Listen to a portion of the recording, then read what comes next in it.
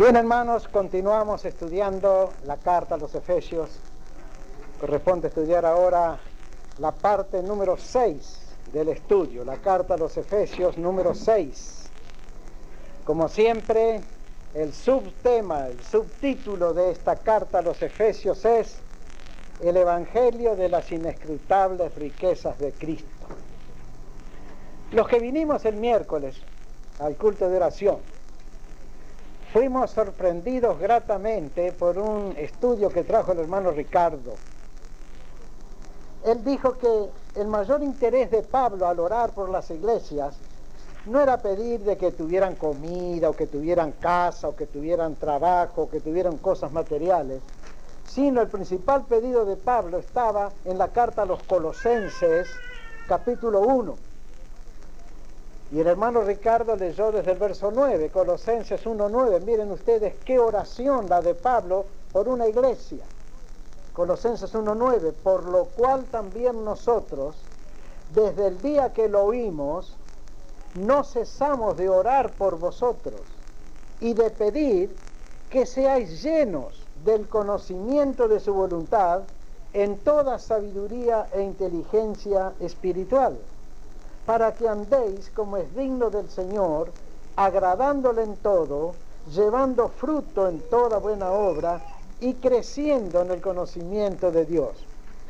A mí me agradó muchísimo que nuestro pastor trajese este estudio, porque precisamente apoya nuestra misma enseñanza, nuestro mismo criterio, que lo que hay que darle a la iglesia es alimento sólido de la palabra de Dios. Y las otras bendiciones vienen por añadidura. Por eso estamos estudiando la carta a los Efesios, y cuando terminemos con Efesios, Dios mediante, vamos a seguir con Gálatas, y cuando terminemos con Gálatas vamos a seguir con Colosenses, y cuando terminemos con Colosenses vamos a seguir con Hebreos, y después de algún tiempo quizá nos animemos a hincarle el diente al Apocalipsis, que es el libro más difícil de interpretar de toda la Biblia. Siempre que leo y releo la carta a los Efesios, me da la impresión de que es una carta aristocrática. Parece ser de que los creyentes de Éfeso eran los más intelectuales de todos los creyentes que ganó Pablo. La gente más educada, más acostumbrada a manejar pensamientos profundos. La carta a los Corintios, por ejemplo, tiene un carácter muy distinto que Efesios. La carta a los Corintios es una carta popular, es una carta correctiva, instructiva, pragmática, porque la iglesia de Corinto, lo dice el mismo apóstol Pablo, eran muy carnales y necesitaban un tipo de enseñanza. Pero parece ser que los de Éfeso eran muy espirituales, y a esta gente Pablo les reveló el Evangelio de las inescrutables riquezas de Cristo. Bien, en este pasaje solamente tomamos Efesios 4, del 1 al 16, tenemos las grandes riquezas exclusivas de la iglesia. Estas riquezas que Pablo menciona aquí pertenecen a la iglesia de Jesucristo y a nadie más. No pertenecen a las Naciones Unidas, no pertenecen a la Iglesia Católica Romana, no pertenecen al budismo, no pertenecen a los musulmanes, no pertenecen a ninguna cadena de bancos o de superstores, pertenecen exclusivamente a las congregaciones cristianas tal cual es la nuestra. ¿Qué riquezas? 4 grandes riquezas. La unidad espiritual de la iglesia es una gran riqueza que tiene la iglesia de Jesucristo. Segundo, un Señor glorificado que está en la gloria intercediendo por la iglesia. ¿Quién sino solo nosotros tiene eso? Nosotros creemos que Jesús está en la gloria e intercede por nosotros. Tercera gran riqueza exclusiva de la iglesia, los ministros de la iglesia. Los ministros que Cristo ha dado a la iglesia para que ministren a la iglesia. Y por último, otra gran riqueza, la cuarta, las cumbres propuestas para la iglesia, las alturas que la iglesia debe alcanzar, que esta iglesia de Simi Valley tiene que alcanzar. No sé si vamos a terminar todo el estudio hoy, pero no importa. Si no lo terminamos hoy, lo continuaremos el viernes que viene, si el Señor nos da esa gracia y esa ayuda. Primeramente, alguno que lea Efesios 4, del 1 al 5, la unidad esencial de la iglesia. Efesios 4, del 1 al 5.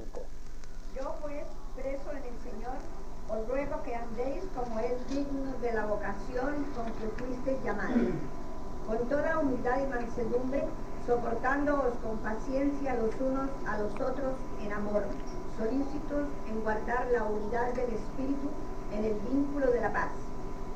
Un cuerpo y un espíritu, como fuisteis también llamados en una misma esperanza de vuestra vocación.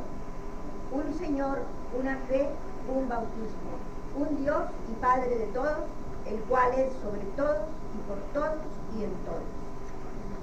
¿Y el 7? Pero a cada uno de nosotros fue dada la gracia conforme a la medida del don de Cristo. Hasta ahí nomás. 7 cosas que hacen la unidad espiritual de la iglesia. La unidad de la iglesia de Cristo es espiritual, no organizacional. Se han equivocado muchísimo y se siguen equivocando aquellos líderes cristianos que quieren unir a todas las iglesias en una sola organización. Es un error. La unidad de la iglesia no la puede hacer ningún hombre, ni la puede destruir ningún hombre, porque es Cristo quien hace la unidad de la iglesia.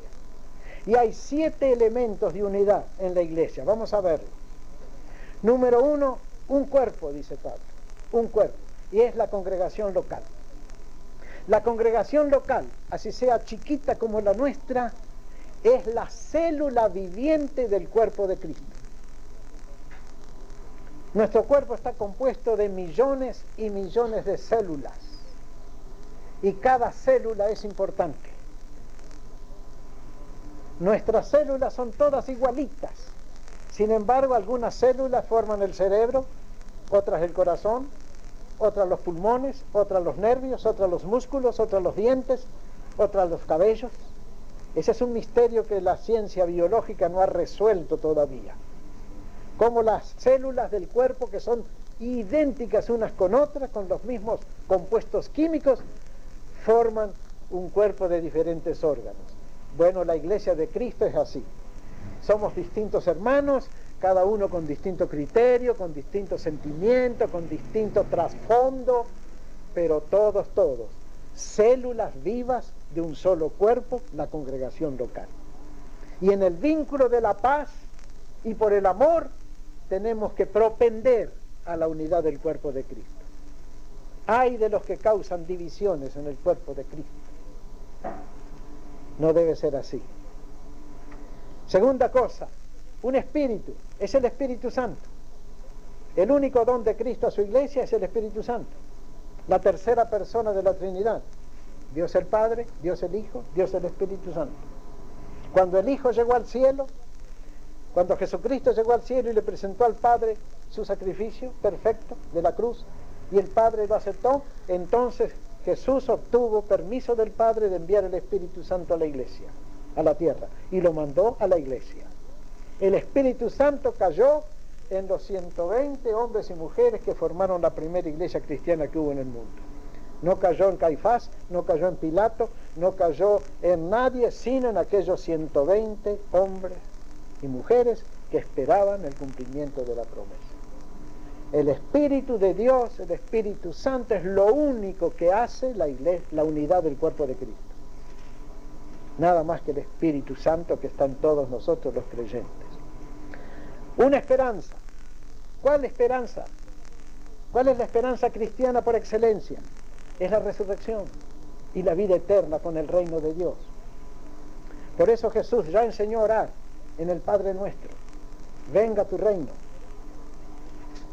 Por eso todos los cristianos mueren en la esperanza de la resurrección. En las catacumbas de Roma, las famosas catacumbas de Roma, que son galerías subterráneas que todavía existen en la ciudad de Roma desde los tiempos de los romanos, se cuentan más de 40.000 sepulturas de cristianos. Los cristianos, cuando fueron perseguidos por los romanos, se refugiaron en las catacumbas o subterráneos, y allí vivían y allí morían, y allí nacían también. Y cuando morían eran enterrados en las catacumbas, y le ponían una lápida, un epitafio a cada muerto cristiano que había allí, y siempre, siempre, siempre eran palabras de esperanza.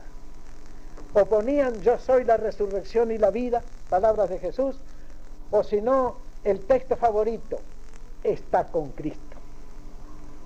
Los cristianos morían en la esperanza de la resurrección.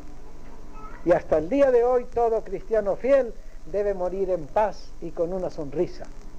¿Por qué? Porque morimos en la esperanza de la resurrección. Antes de venir para acá estábamos escuchando la radio y escuchamos una grabación de Los Andinos que a Reina y a mí nos conmovió, porque allí canta Gerson, nuestro gran amigo que ya se fue con el Señor en el mes de marzo de este año, y cantan ese himno Somos Evangelistas, y el estribillo dice: para mí el morir es vivir, para mí el morir es vivir, para mí el morir es vivir, para mí el vivir es Cristo. Bueno, esa es la esperanza cristiana por excelencia, la resurrección. Y en la esperanza de la resurrección del cuerpo estamos unidos todos los cristianos. Cuarto elemento de unidad, un Señor. Es el Señor Jesucristo, el Hijo del Dios viviente. Vamos a ver unos textos que nos dicen cuál es la declaración de fe número 1 para ser cristiano. Primeramente, alguien que lea Hechos 36, 38.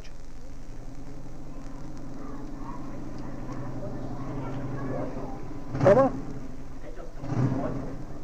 Hechos 8, 36 y 38.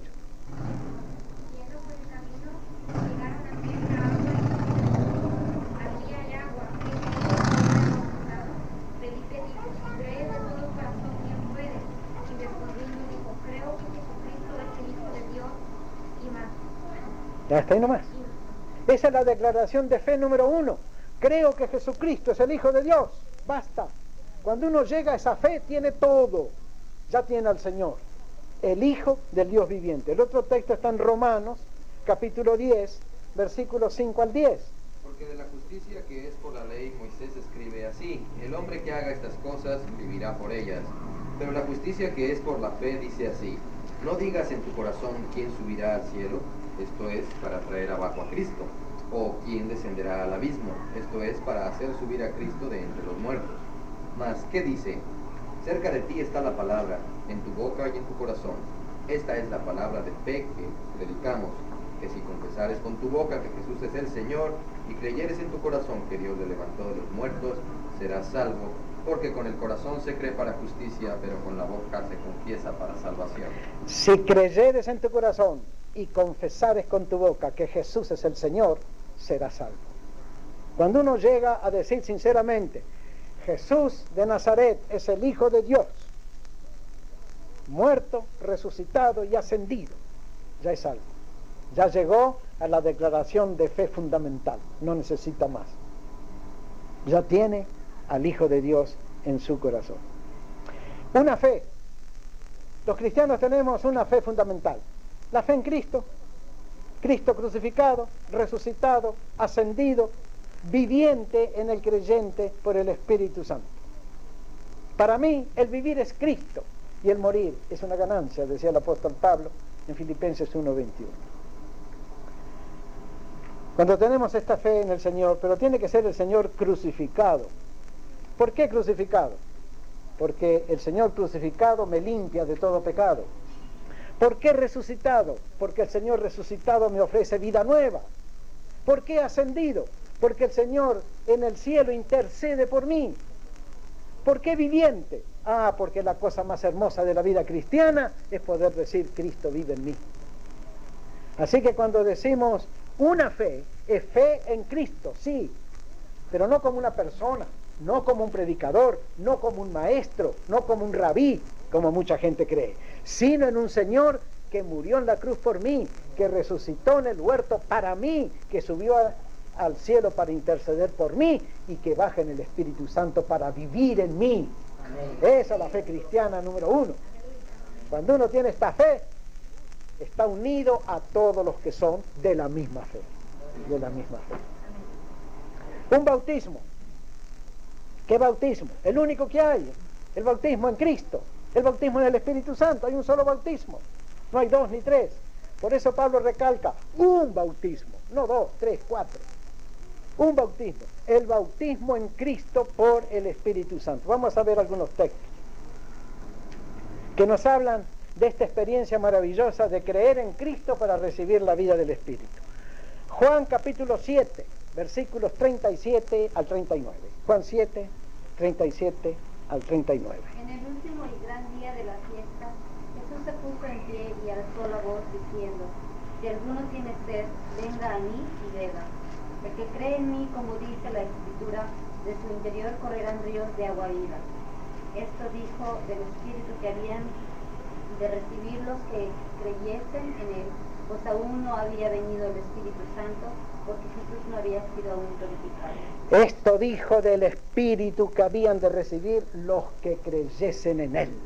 Un espíritu como un manantial de vida que brota de adentro para satisfacer toda la sed y refrescar completamente el alma. Y todo creyente en Cristo, así sea el más humilde, tiene este manantial de vida, porque Jesús no le niega a nadie su espíritu. Otro texto, 1 Corintios 12, 12 y 13. 1 Corintios 12, 12 y 13. Porque así como el cuerpo es uno y tiene muchos miembros, pero todos los miembros del cuerpo, siendo muchos, son un solo cuerpo, así también Cristo. Porque por un solo espíritu fuimos todos bautizados en un cuerpo, sean judíos o griegos, sean esclavos o libres, y a todos se nos dio a beber de un mismo espíritu. Aquí Pablo está diciendo una gran cosa y sin embargo muchos la pierden de vista. Pablo está diciendo que todos somos un cuerpo. Y así como todas las células de mi cuerpo están bañadas por un solo líquido vital, la sangre, así todos los miembros del cuerpo de Cristo en el mundo entero están alimentados de un solo y mismo espíritu, el Espíritu Santo. Y Pablo dice, todos hemos sido bautizados en un mismo espíritu y todos hemos bebido de un mismo espíritu.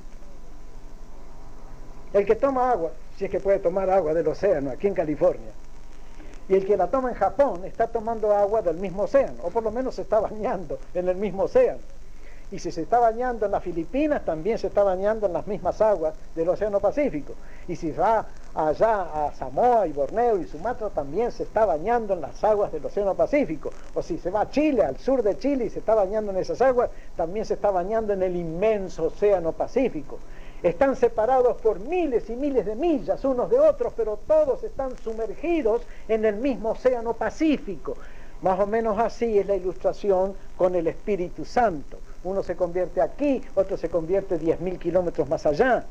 Uno se convierte en una congregación, otro se convierte en otra congregación. Uno se convierte bajo una predicación, otro se convierte bajo otra predicación. Pero si ambos creen en Cristo, ambos reciben el mismo Espíritu. Porque hay un solo Espíritu y hay un solo bautismo. El que cree en Cristo se sumerge en el Espíritu.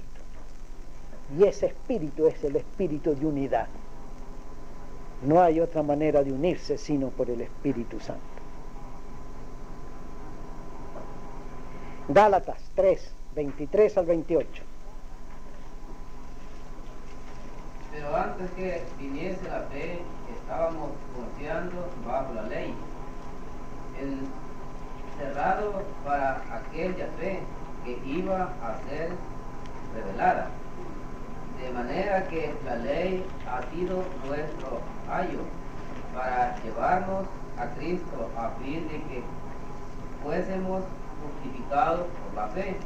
Pero vestida la fe ya no está bajo yugo, pues todos sois hijos de Dios por la fe en Cristo Jesús, porque todos los que habéis sido bautizados en Cristo de Cristo estáis revestidos.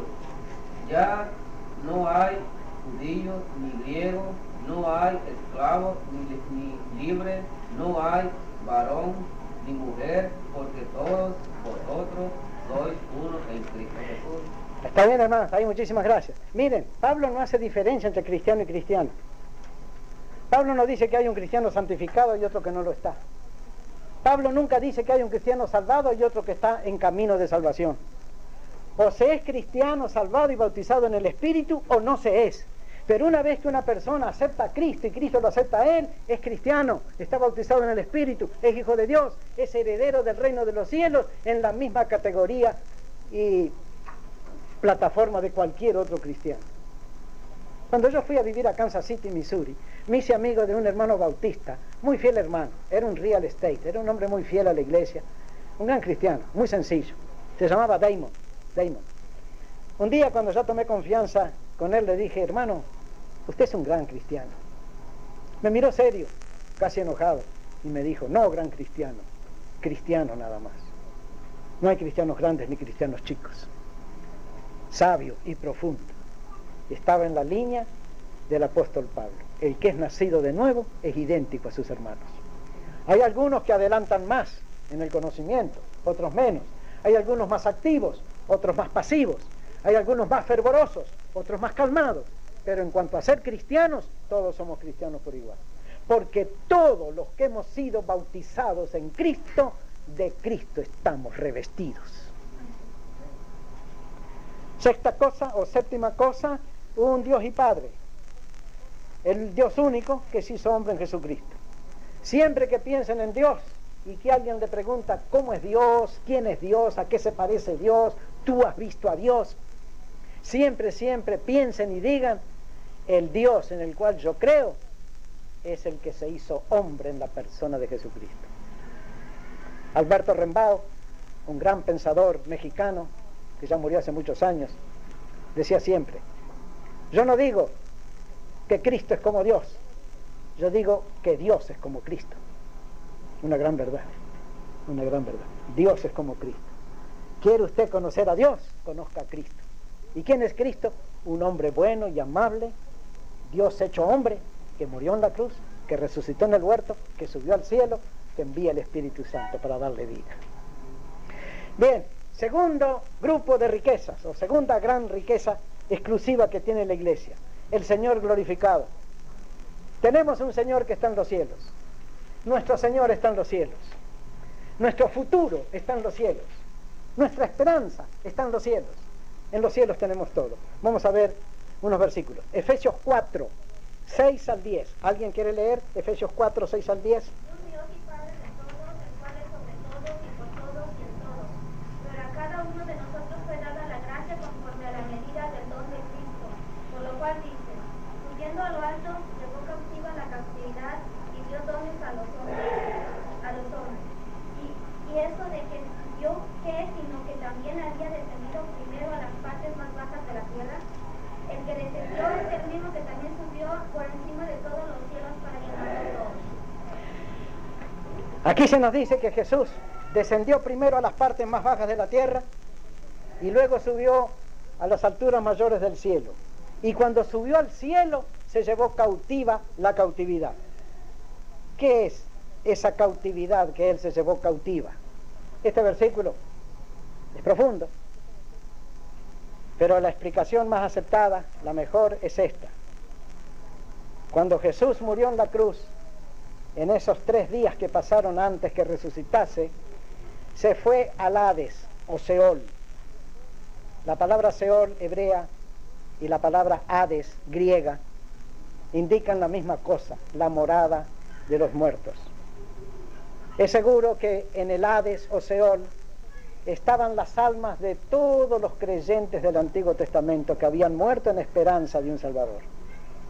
No podían ir al cielo todavía, porque el primero que tenía que entrar al cielo en cuerpo y alma era Jesucristo, las primicias. Pero estaban allí encerrados en esperanza.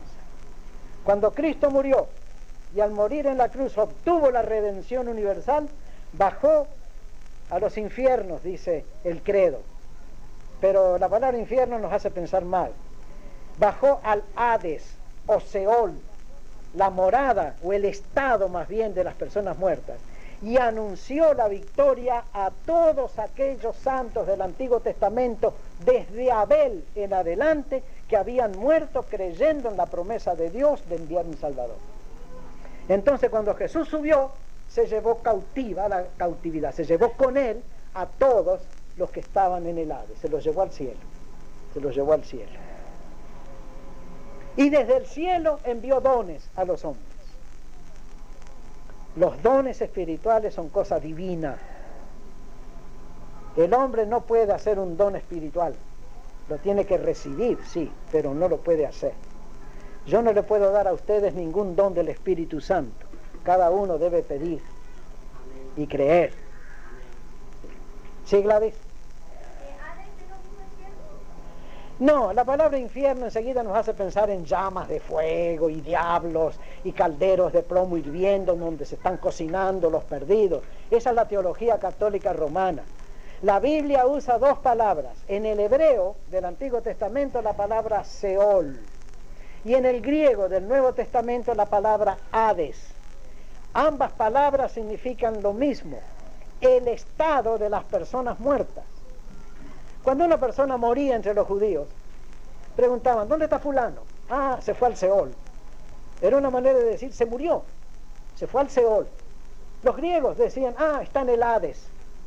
Es la misma idea, el mismo concepto. Seol o Hades no es infierno, es el estado de las personas muertas, sea que sufran o no sufran, ¿sí?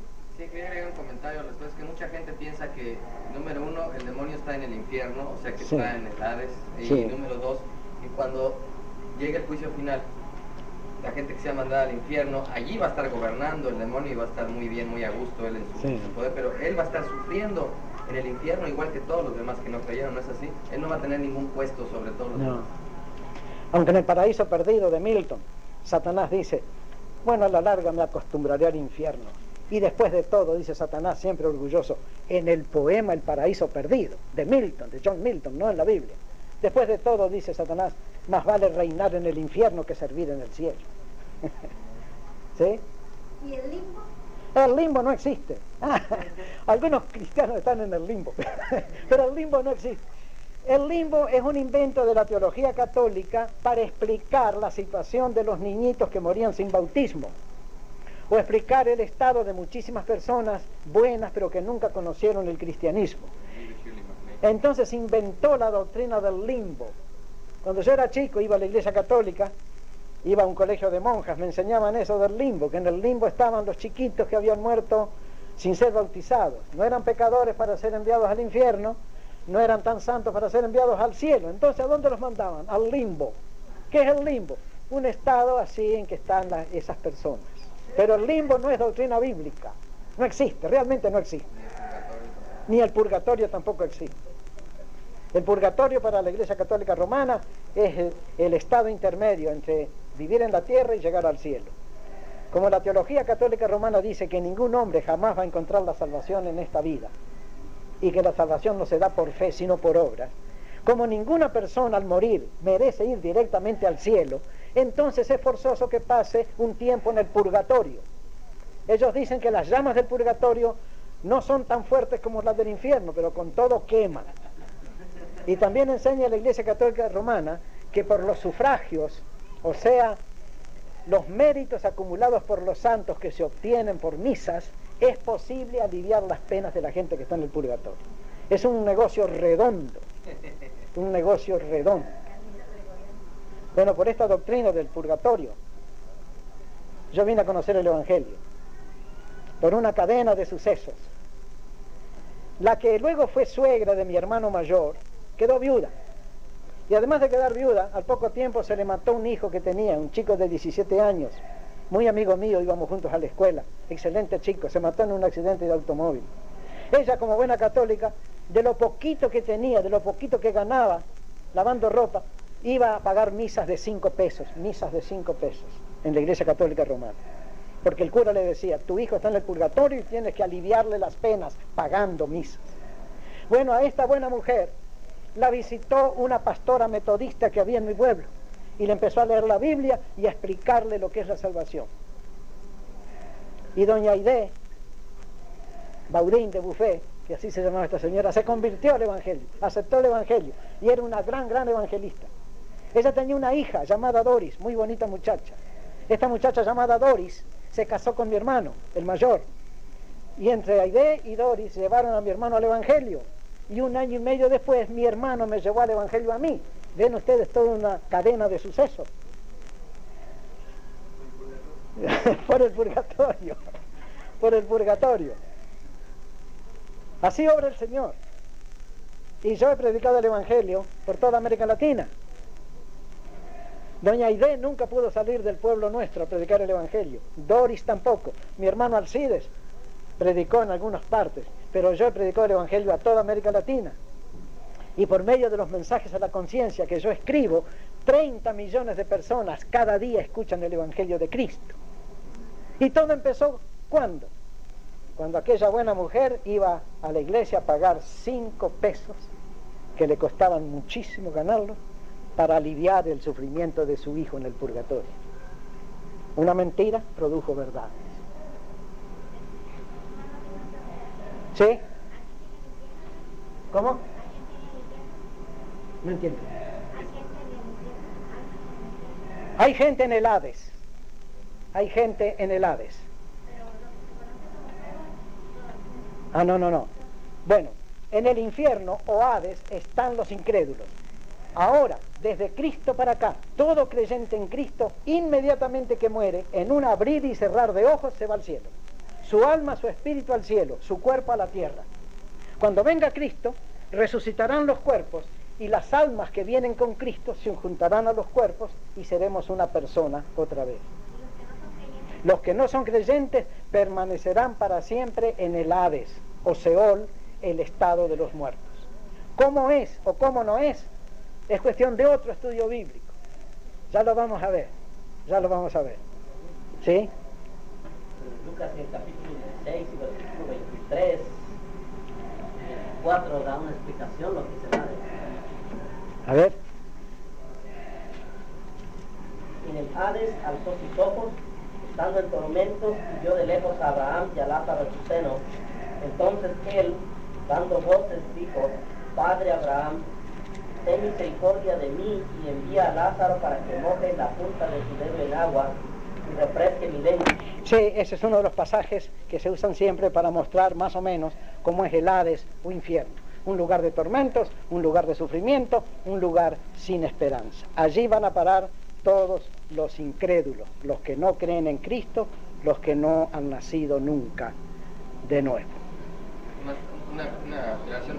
Lo que pasa es que este pasaje no está indicando que el infierno existe como tal, porque debemos de recordar que Jesús está hablando de está tratando de ilustrar a un judío que quiere que le llamen, que manden profetas a su hermano, y eso no significa de ninguna manera que en ese momento esté, o que ahorita esté existiendo el infierno, porque todos tienen que resucitar justos e injustos para que se haga el juicio final, y entonces cada quien va a estar en su lugar, pero no significa que las gentes ahorita ya están viviendo en el infierno, porque también significaría que las gentes que murieron en Cristo están resucitadas con Él, y eso no ha sucedido, ¿no?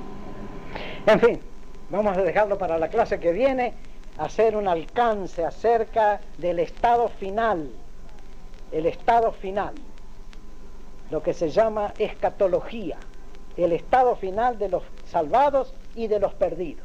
Si vienen el viernes que viene, les vamos a dar ese estudio, a título informativo, sin dogmatizar. Si no terminamos este estudio, Sí, también. Segunda cosa, da dones a los hombres, especialmente la salvación y los dones del Espíritu Santo.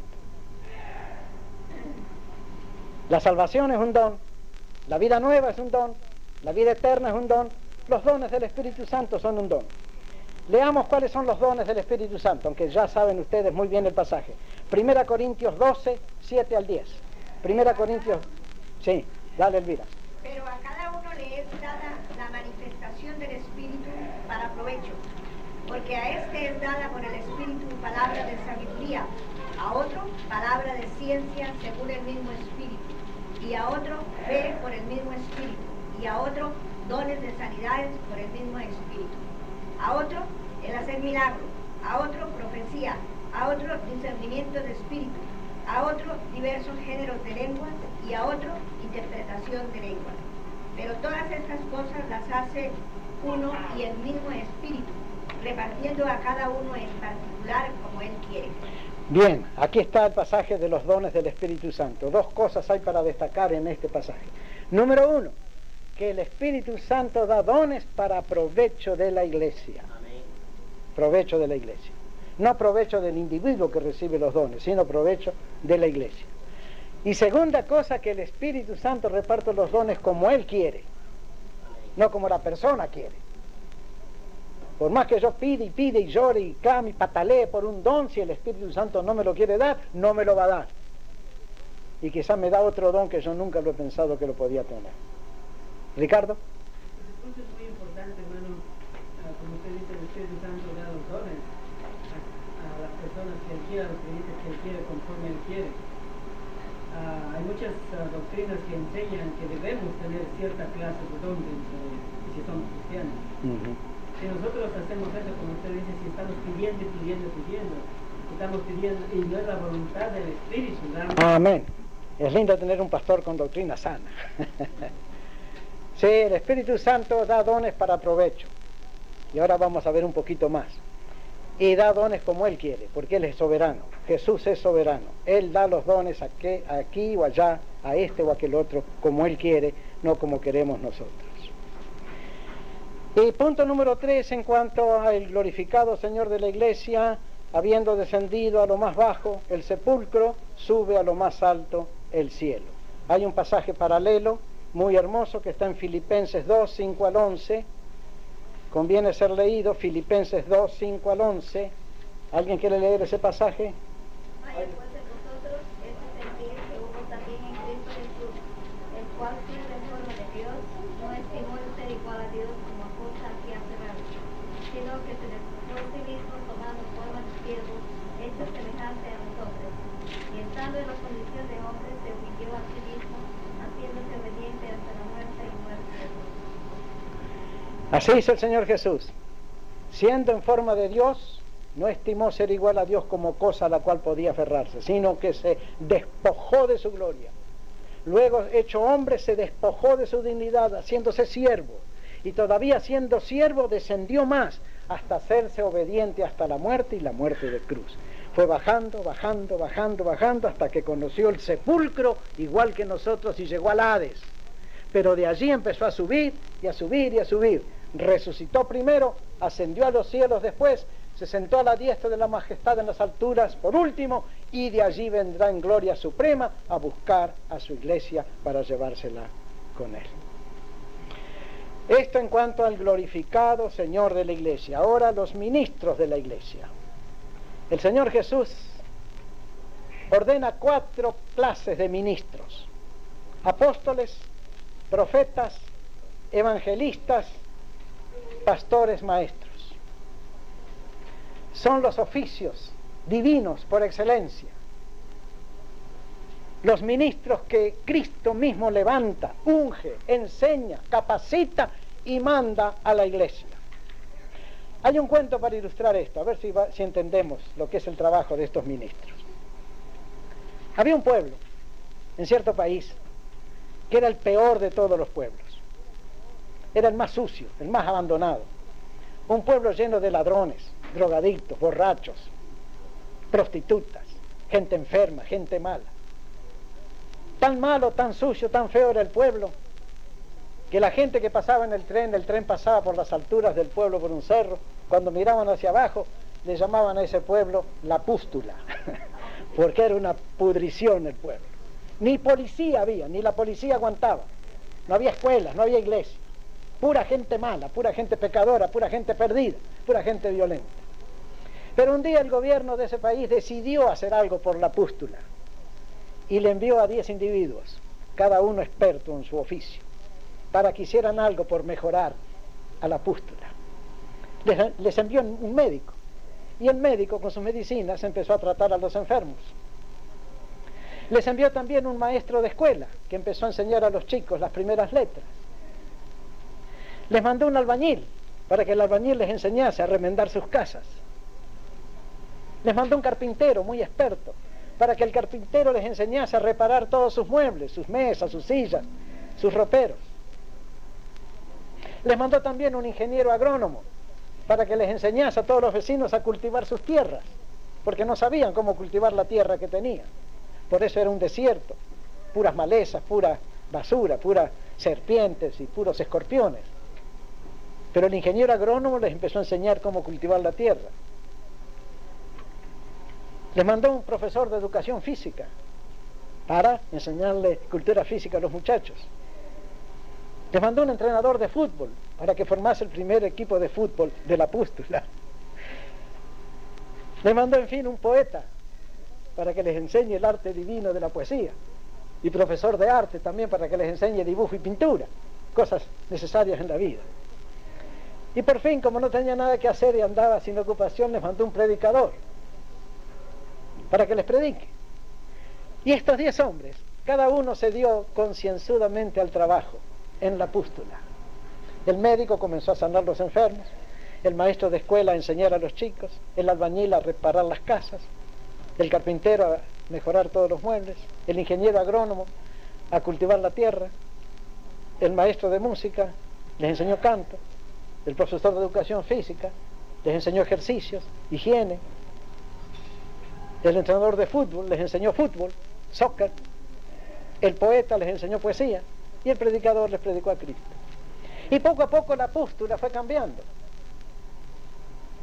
Las casitas se veían pintaditas y arregladas, había jardines en cada casa, alrededor del pueblo ya no había desierto, había huertos y jardines, y se realizaban deportes y exposiciones de música y arte, y hasta habían formado una banda y un coro.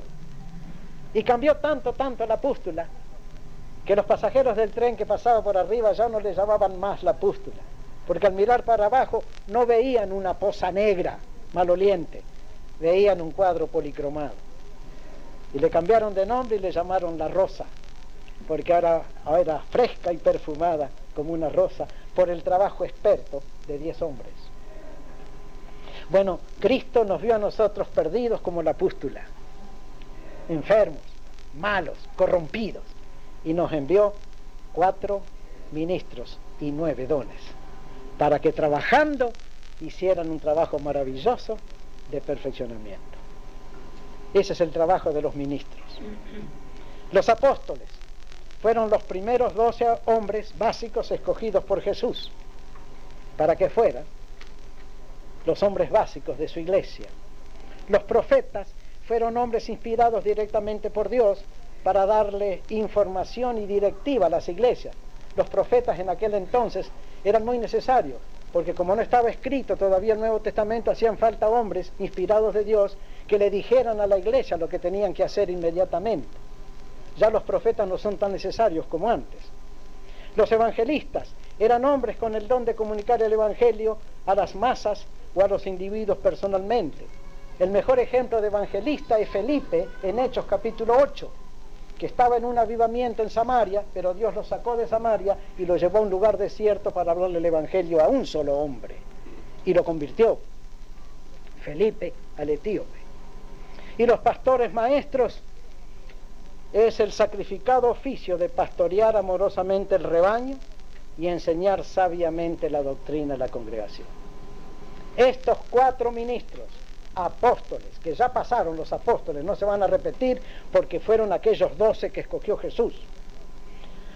Los profetas, los evangelistas y los pastores maestros, con los dones del Espíritu Santo, habrían de tratar a la Pústula, que éramos nosotros, para convertirnos en una rosa. Porque ¿cuál es el propósito del Señor? Verso 12, a fin de perfeccionar a los santos para la obra del ministerio, para la edificación del cuerpo de Cristo. Bueno, hasta aquí la lección. Ahora, si quieren hacer preguntas, háganlas, pero vamos a continuar porque queda mucho por decir el próximo viernes. No falten